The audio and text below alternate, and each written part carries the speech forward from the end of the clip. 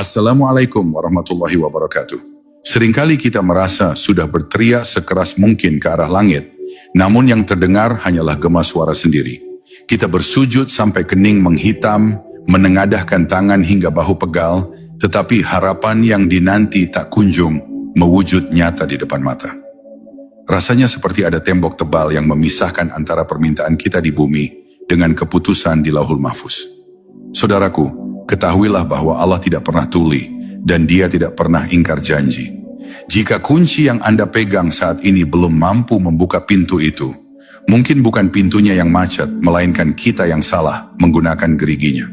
Hari ini, mari kita luruskan kuncinya, agar pintu keajaiban itu terbuka lebar untuk Anda. Perasaan paling menyakitkan bagi seorang hamba adalah ketika ia merasa diabaikan oleh Tuhannya sendiri setelah sekian lama meminta. Ada masa-masa di mana kita merasa doa-doa itu hanya memantul kembali ke bumi, seolah langit tertutup rapat tanpa celah sedikit pun. Rasa putus asa mulai membisikkan, keraguan di dalam dada, mempertanyakan apakah diri ini terlalu kotor sehingga tidak layak didengar.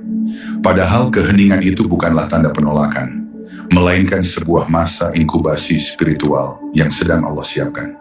Sesungguhnya Allah Subhanahu wa Ta'ala Maha mendengar, bahkan langkah kaki semut hitam di atas batu hitam dalam kegelapan malam yang paling kelam. Tidak ada satupun bisikan hati yang luput dari pengetahuannya, apalagi rintihan hamba yang memanggil namanya dengan penuh harap. Ketika jawaban tak kunjung datang, itu bukan berarti Allah sedang berpaling atau tidak peduli pada penderitaan kita. Justru di saat itulah Allah sedang menahan pemberiannya sebentar untuk melihat seberapa kuat keyakinan kita bertahan tanpa bukti yang terlihat mata. Banyak manusia gagal justru di detik-detik terakhir sebelum pertolongan itu tiba karena mereka berhenti mengetuk.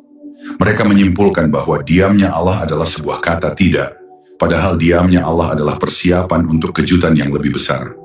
Bayangkan seorang ayah yang sedang menyiapkan hadiah besar untuk anaknya di kamar sebelah.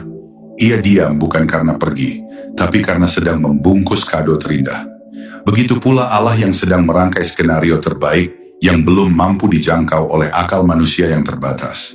Seringkali kita membandingkan nasib diri sendiri dengan orang lain yang tampaknya begitu mudah mendapatkan apa yang mereka inginkan.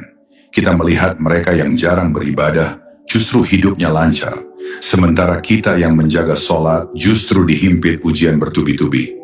Ini adalah jebakan syaitan yang ingin membuat kita buruk sangka kepada Allah dan berhenti berdoa. Ingatlah bahwa pemberian yang cepat kepada orang yang lalai bisa jadi adalah istidraj, yaitu kenikmatan yang menjebak dan melalaikan.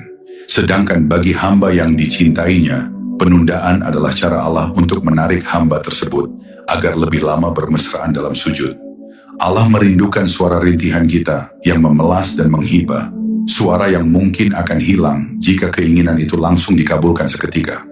Penundaan itu sendiri adalah bentuk kasih sayang agar kita tidak menjadi sombong dan merasa tidak lagi butuh kepada Tuhan setelah hajat terpenuhi. Langit tidak pernah hening bagi hati yang yakin. Langit selalu ramai oleh kesibukan malaikat yang mencatat kesabaran kita. Kita harus memahami bahwa waktu di sisi Allah berbeda dengan hitungan waktu di jam tangan manusia yang serba tergesa-gesa.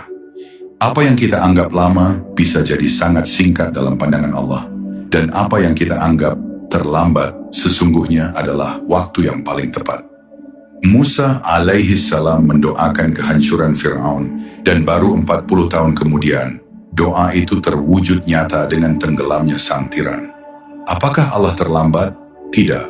Allah memberikannya di momen yang paling sempurna untuk menjadi pelajaran sejarah. Maka mulailah mengubah cara pandang kita terhadap setiap detik penantian yang terasa menyiksa ini. Jadikan masa tunggu ini sebagai momen untuk memantaskan diri menerima beban nikmat yang besar itu. Karena jika nikmat besar diberikan pada wadah yang belum siap, nikmat itu justru akan tumpah dan menjadi bencana bagi pemiliknya. Tetaplah berprasangka baik bahwa di balik tirai keheningan itu, Allah sedang menenun takdir yang jauh lebih indah dari yang berani kita bayangkan.